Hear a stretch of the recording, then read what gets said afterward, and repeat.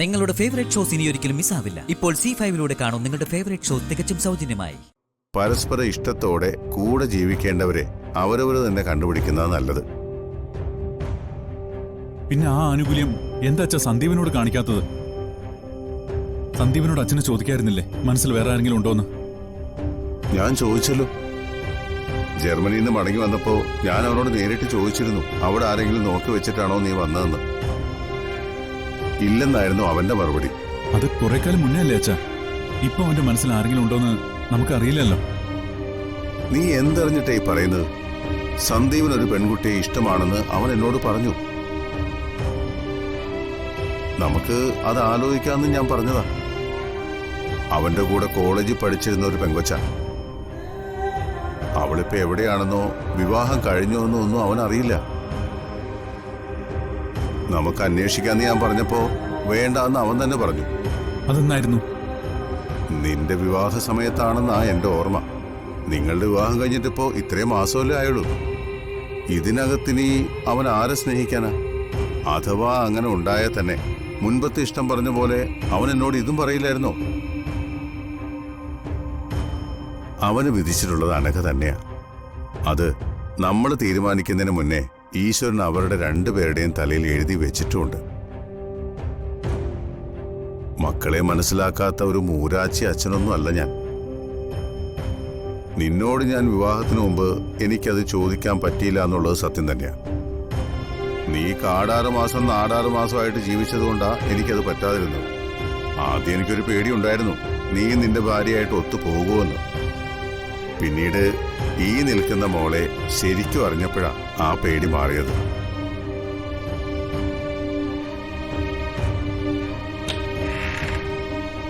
സന്ദീപിന്റെ ആതിരയുടെ കാര്യം ഇപ്പൊ തന്നെ അച്ഛനോട് പറയണം.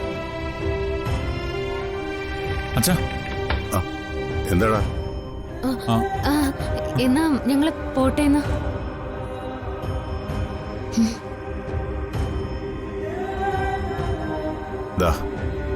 സന്ദീപിന്റെ അനക്കയുടെയും കല്യാണ ലെറ്ററാ. നിങ്ങൾക്ക് ആരെയെന്ന് വെച്ചാൽ വിളിക്കാം. തികഞ്ഞില്ലെങ്കിൽ ബാക്കി ഞാൻ സ്നേഹയെ ഏൽപ്പിച്ചിട്ടുണ്ട്. അവളിൽ നിന്ന് വാങ്ങിയാൽ മതി. ആദ്യ ലെറ്ററും കൊണ്ട് പോയി ക്ഷണിച്ചത് മോളുടെ വീട്ടിൽ തന്നെയാ. എല്ലാരോടും തലേ ദിവസം തന്നെ ഇങ്ങോട്ട് പോരാൻ പറഞ്ഞിട്ടുണ്ട്. എന്നാ നിങ്ങൾ ചെല്ലേ. സച്ചേട്ടാ വാ പോവാം. നിക്കേ, അച്ഛനോടെല്ലാം പറഞ്ഞിട്ട് പോവാം.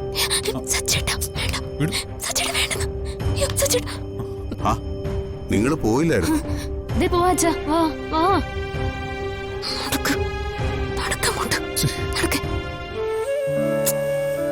സച്ചേട്ടൻ എന്തേ കാണിക്കുന്നേ? താൻ എന്നെ തടഞ്ഞെന്തിനാ? ഞാനല്ലേ ഇപ്പൊ അച്ഛനോട് പറയാറുന്നല്ലോ. എന്നിട്ട് സന്ദീപ് ആതിരയും തമ്മിൽ ഇഷ്ടത്തിലാണെന്ന് അച്ഛനോട് പറഞ്ഞതിന് ശേഷം പിന്നെ എന്താ സംഭവിക്കാന്ന് സച്ചേട്ടൻ അറിയോ? എന്നാ എനിക്കറിയാം. അച്ഛൻ സന്ദീപിനെ വിളിച്ച് ചോദിക്കും ഉള്ളതാണോന്ന്. അവൻ പറയുന്ന മറുപടി എന്താന്ന് എനിക്ക് ഊഹിക്കാവുന്നേ ഉള്ളൂ. ആലോചിച്ച സച്ചേട്ടനും മനസ്സിലാവും അതെന്താണെന്ന്. ഈ അവസ്ഥയിൽ അവൻ ആതിരയായിട്ട് ബന്ധമില്ലെന്നല്ലേ അവൻ പറയൂ. അവിടെ തീരും സകലതും. അപ്പോ ഇതൊരിക്കലും ആരോടും പറയരുതെന്നാണോ അർച്ചന പറഞ്ഞു വരുന്നത്? അല്ല, പറയണം. എല്ലാവരും അറിയിക്കുകയും വേണം. അത് ഇപ്പൊ വേണ്ടെന്നേ ഞാൻ പറയുന്നുള്ളൂ. എടോ, പിന്നത് എപ്പോ? വിവാഹ തീയതി നിശ്ചയിച്ച് കല്യാണക്കുറി അടിച്ച് നാടാകെ വിളിച്ചു തുടങ്ങി. ഇനി അത് പറഞ്ഞില്ലെങ്കിൽ കാര്യങ്ങൾ എവിടെ പോയി നിൽക്കുമെന്ന് തനിക്കിപ്പോ വല്ല ഊഹമുണ്ടോ?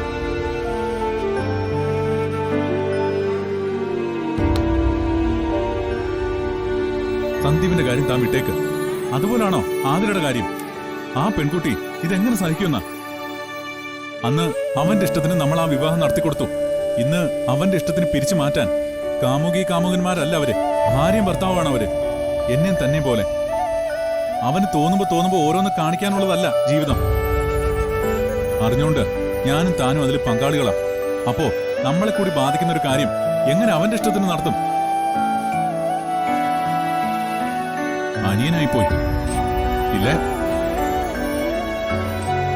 സച്ചേട്ടൻ ഈ സമയത്ത് ദേഷ്യപ്പെട്ടിട്ടോ കുറ്റം പറഞ്ഞിട്ടോ ഒന്നും കാര്യമില്ല. അവന്റെ മനസ്സിനെ പിന്തിരിപ്പിക്കുന്ന എന്തോ ഒന്ന് സംഭവിച്ചിട്ടുണ്ട്. അതിനെക്കുറിച്ച് കൂടുതൽ അറിഞ്ഞ് അതിന് പരിഹാരം കണ്ടുപിടിച്ചാലേ ഇപ്പോൾ ഈ പ്രശ്നങ്ങളൊക്കെ തീരും. അവൻ അങ്ങനെ എന്ത് പ്രശ്നമാണുള്ളത്? അങ്ങനെ ഉണ്ടെങ്കിൽ എന്നോട് തന്നോട് പറഞ്ഞൂടെ? ആതിരെ വേണ്ട വേണ്ടെന്നും അനഘെ മതിയൊന്നും അല്ലാതെ അവനിപ്പം മറ്റൊന്നും പറയുന്നില്ലല്ലോ. 2 മിനിറ്റ് അവനോട് സംസാരിച്ച അവസാനം അടി കൊടുക്കേണ്ട രീതിയിലാണ് അവന്റെ സംസാരം. അവനീ കാണിക്കുന്നത് വഴി ആതിരെ മാത്രമാണ് അവൻ ചതിക്കുന്നത്, നമ്മളെ കൂടിയല്ലേ?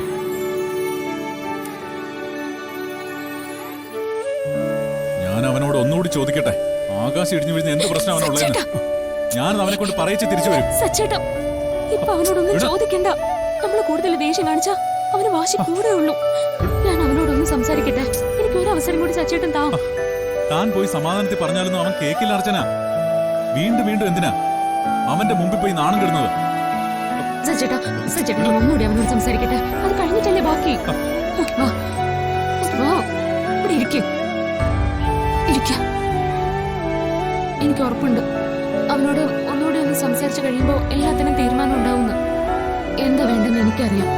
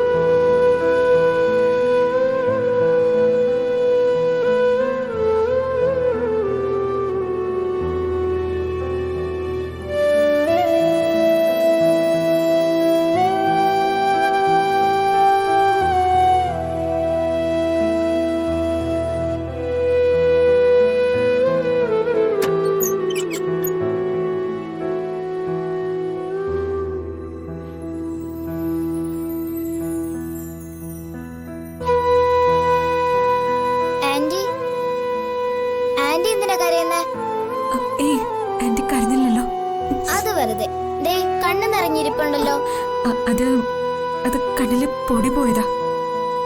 ആന്റി സന്ദീപങ്ങള് പിണക്കത്തിലാണോ? പിന്നെ സന്ദീപങ്ങൾ ഇങ്ങോട്ട് വന്നിട്ട് ആന്റിയുടെ ഒന്നും മിണ്ടിയില്ലല്ലോ. സന്ദീപങ്ങൾ ആ അനഘ ആന്റിയെ കല്യാണം കഴിക്കാൻ പോവല്ലേ? അവര് തമ്മിൽ ഒരു മാച്ചും ഇല്ല, നിങ്ങള് തമ്മിലാ മാച്ച്. സന്ദീപങ്ങള് ആന്റിയെ കല്യാണം കഴിച്ചെന്നും പറഞ്ഞ് അന്ന് എന്നെ ആന്റി പറ്റിച്ചതല്ലേ?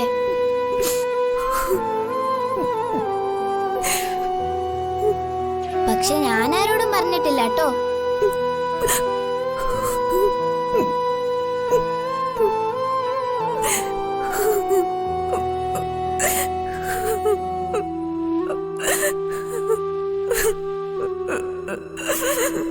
ഡൗൺലോഡ് ചെയ്യൂ C5 ആപ്പ്. കാണൂ എല്ലാ എപ്പിസോഡുകളും സൗജന്യമായി.